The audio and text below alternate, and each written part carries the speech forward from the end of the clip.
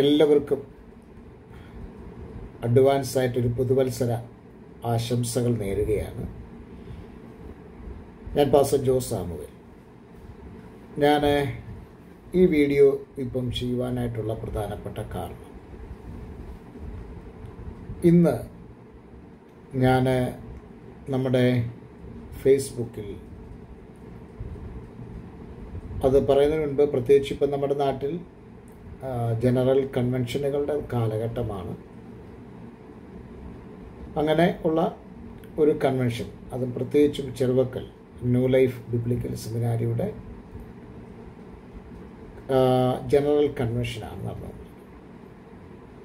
പല ദൈവദാസന്മാർ അതിൻ്റെ അകത്ത് പ്രസംഗിക്കുവാനായിട്ടുണ്ട്. ഞാനത് വാച്ച് ചെയ്യാറുണ്ട്.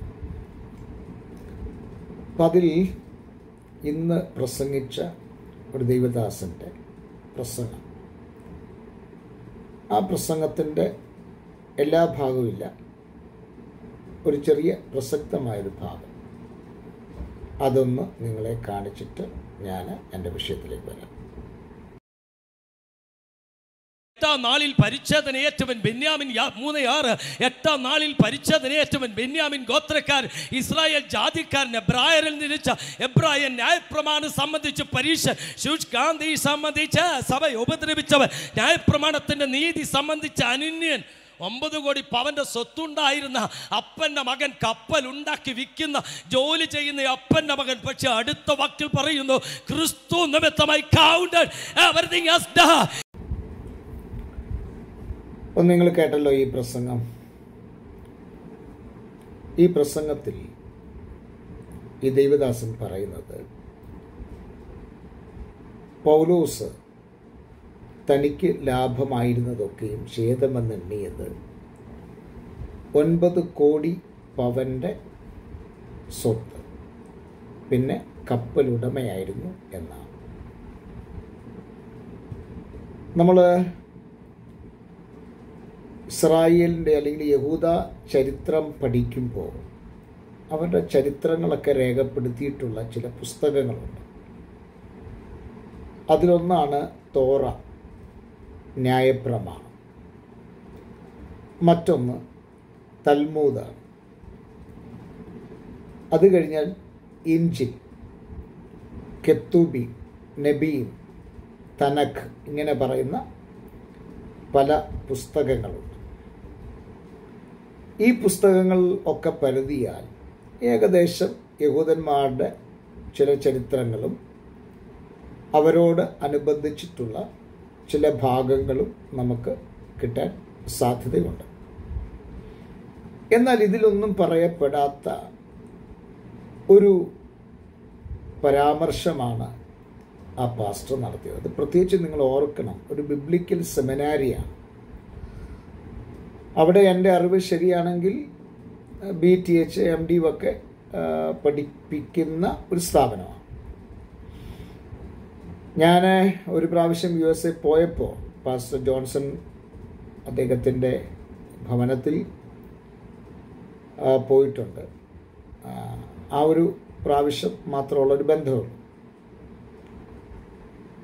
പക്ഷേ ഈ മെസ്സേജ് കേട്ടപ്പോൾ അതിനൊരു മറുപടി പറയണം എന്നെനിക്ക് തോന്നി.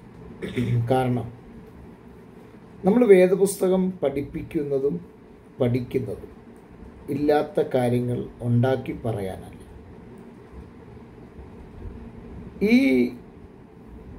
ഇവിടെ അദ്ദേഹം പരാമർശിച്ചിരുന്ന ഈ 9 കോടിയുടെ വസ്തു അല്ലെങ്കിൽ അതെന്താണ് എന്നെനിക്ക് ഇതുവരെ മനസ്സിലായിട്ടില്ല.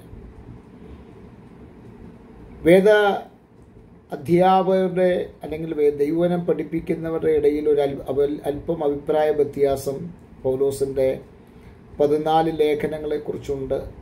എങ്കിലും 14 ലേഖനങ്ങളെന്ന് വെച്ചു, ഈ 14 ലേഖനങ്ങളിലും തൻ്റെ തൂലിക ആ നിലയിൽ കുറിച്ചതായിട്ട് നമുക്ക് കാണുന്നില്ല. താനൊരു വലിയ ധനാഢ്യനായിരുന്നെന്നും താനൊരു വലിയ കപ്പലുടമയുടെ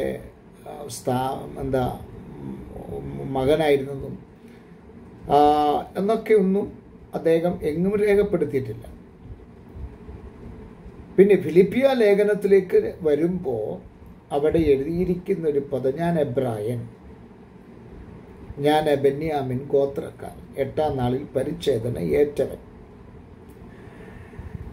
ന്യായപ്രമാണം സംബന്ധിച്ച് ഞാൻ പരീശൻ, അങ്ങനെ ഞാൻ സഭയെ ഉപദ്രവിച്ചു എന്നൊക്കെ ഒരു ലിസ്റ്റ് പൗലോസ് ലീഗ അവിടെ കൊടുക്കുന്നുണ്ട്. എന്നിട്ട് ഫിലിപ്പിയ ലേഖനത്തിൽ താൻ പറയുന്നത് ഇങ്ങനെയാണ്, ഞാൻ ക്രിസ്തു നിമിത്തം സകലതും ഛേദം എന്ന് എണ്ണി. അപ്പോൾ ഇനിയിപ്പോൾ നമുക്ക് നമ്മുടെ കാര്യത്തിലേക്ക് വരാം. പൗലോസിൻ്റെ പക്കൽ ഈ 9 കോടിയുടെ ആസ്തി ഉണ്ടായിരുന്നൊരു മനുഷ്യനല്ല. ഒരിക്കൽ രാജു മേത്ര, വർഗീസ് എബ്രഹാം, അദ്ദേഹം ഡൽഹിയിൽ വന്നപ്പോൾ ഞാൻ അറ്റൻഡ് ചെയ്തൊരു മീറ്റിങ്ങിൽ, അന്ന് ഞാനും IPCയോടുള്ള ബന്ധത്തിൽ അവിടെ കെ ജോയിച്ചാൻ്റെ കൂടെ വർക്ക് ചെയ്യുന്ന ഒരു സമയമാണ്. ഇപ്പം ഞാൻ നാട്ടിലാണ്. അപ്പം ആ സമയത്ത് നടത്തിയ കൺവെൻഷനിൽ അദ്ദേഹം വന്ന് പ്രസംഗിച്ചത് 600 കോടി എന്നാണ്. അന്ന് ഓൺലൈൻ മാധ്യമങ്ങളും അങ്ങനെയുള്ള സംഭവങ്ങളൊന്നും ഇല്ലാതിരുന്നത് കൊണ്ട് അദ്ദേഹം പിന്നീടും പലയിടത്ത് പറയുന്നത് ഞാൻ കേട്ടിട്ടുണ്ട്. ഇവർക്ക് എവിടുന്ന് ഈ കണക്ക് കിട്ടി എന്നെനിക്കറിയില്ല. അപ്പം എന്താണ് ഇതിൻ്റെ വാസ്തവം? ഈ പഴയ നിയമം നമ്മൾ പഠിച്ചാൽ പഴയ നിയമത്തിലെ ഏറ്റവും ന്യായപ്രമാണ പണ്ഡിതൻ, അഗ്രഗണ്യനായിരുന്നു മോശ. മോശയ്ക്ക് ശേഷം അടുത്ത ന്യായപ്രമാണ പദവിയിലേക്ക്, ആ പണ്ഡിത അറബി പദവിയിലേക്ക് വന്ന മനുഷ്യനാണ് ഹില്ലേൽ.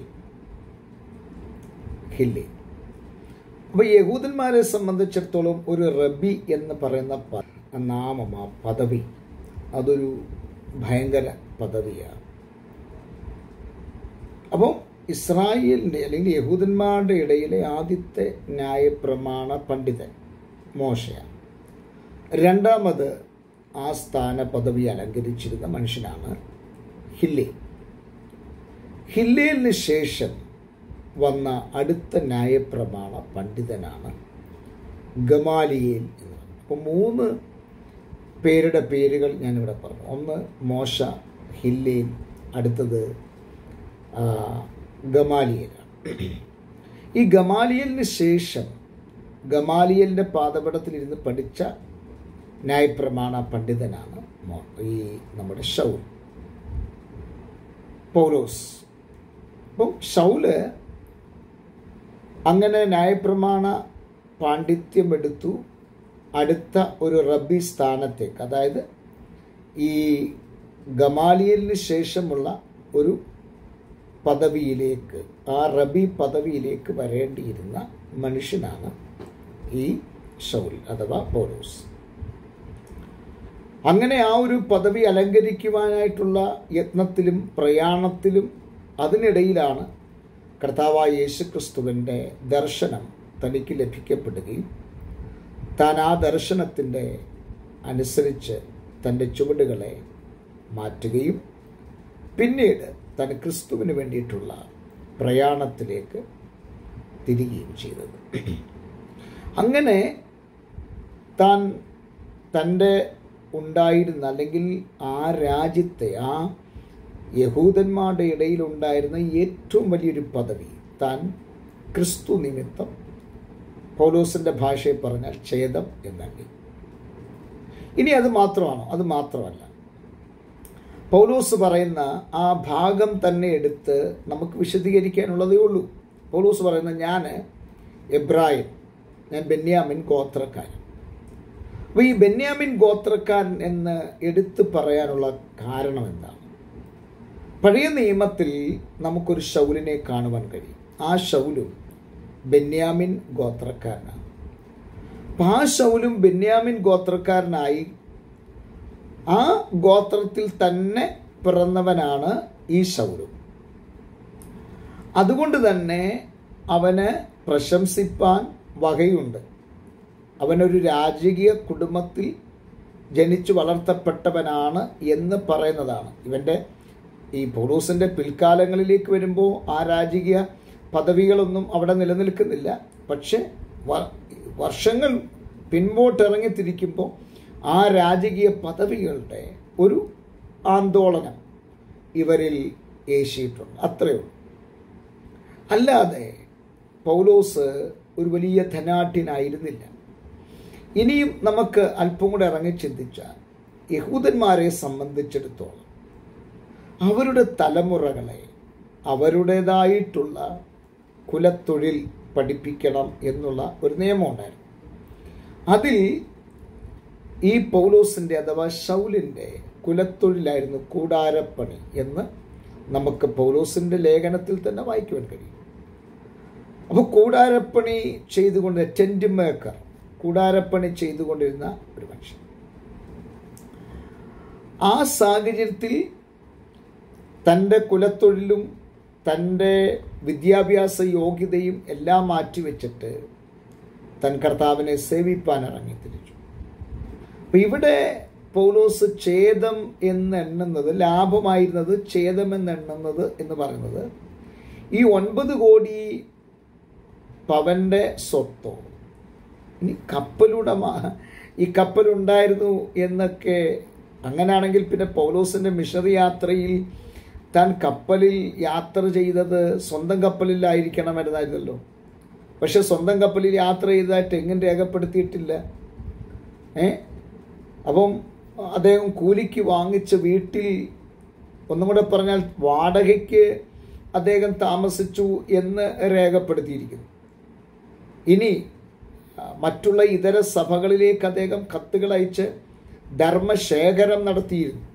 അങ്ങനെ ധർമ്മശേഖരത്തിൽ കൂടെ തനിക്ക് ലഭിക്കപ്പെട്ട ആ സാമ്പത്തിക നന്മയാണ് താൻ ഉപയോഗിച്ചതും കർത്താവിൻ്റെ വേലയ്ക്ക് വേണ്ടി ഉപയോഗിച്ചതും. അപ്പം ഇവിടെ പൗലോസ് ഛേദം എന്നെണ്ണുന്നത് ഒരിക്കലും എന്തല്ല, തൻ്റെ 9 കോടി പവൻ്റെ സ്വത്തുമല്ല. ദയവ് ചെയ്ത് പെന്തക്കോസിലെ പാസ്റ്റേഴ്സിനോട് നിങ്ങൾക്കൊരു പബ്ലിക് സ്റ്റേജ് കിട്ടുമ്പോൾ എന്തും വായി വരുന്നത് തോന്നുന്നതൊക്കെ കോതയ്ക്ക് പാട്ടെന്ന് പറയുന്നത് പോലെ വിളിച്ച് പറയരുത്. ദയവായിട്ട് നിങ്ങൾ സ്കോളേഴ്സ് ആണെങ്കിൽ, പ്രത്യേകിച്ചും ഒരു സെമിനാരി പോലുള്ള ഭാഗങ്ങളിൽ അവിടെ പഠിപ്പിക്കുന്ന അധ്യാപകരുണ്ട്, കേൾക്കുന്ന ജനങ്ങൾ ഇന്ന് മണ്ടരല്ല. അപ്പോൾ അവരുടെ മുൻപിൽ നാം ഒരു മെസ്സേജ് പ്രസൻറ്റ് ചെയ്യുമ്പോൾ തീർത്തും അത് പ്രാർത്ഥനയോടെ അതിൻ്റെ മുൻപും പിൻപും ഒക്കെ വായിച്ച് ദൈവാത്മാവിൽ നിന്ന് പ്രാപിച്ച് നമ്മൾ ജനത്തിന് കൊടുക്കുന്ന സന്ദേശത്തിൻ്റെ അകത്താണ് ആത്മീയ ആന്തോളനം നടക്കുന്നത്. അല്ലാതെ നമ്മൾ പഠിച്ചു വെച്ചിട്ടുള്ള അറിവ്, എവിടുന്നോ നമുക്ക് വായിച്ചു കിട്ടിയിട്ടുള്ള അറിവ്, ഇതൊക്കെ ശരിയാണ്, നല്ലതാണ്. പക്ഷേ നമ്മൾ പഠിക്കുന്നത് ശരിയാണോ എന്ന് നമ്മൾ വിചിന്തനം കൂടെ ചെയ്യണം. നമ്മൾ തിരുവെഴുത്ത് അങ്ങനെ തന്നെയോ എന്നൊന്ന് ശോധന ചെയ്യണ്ടേ.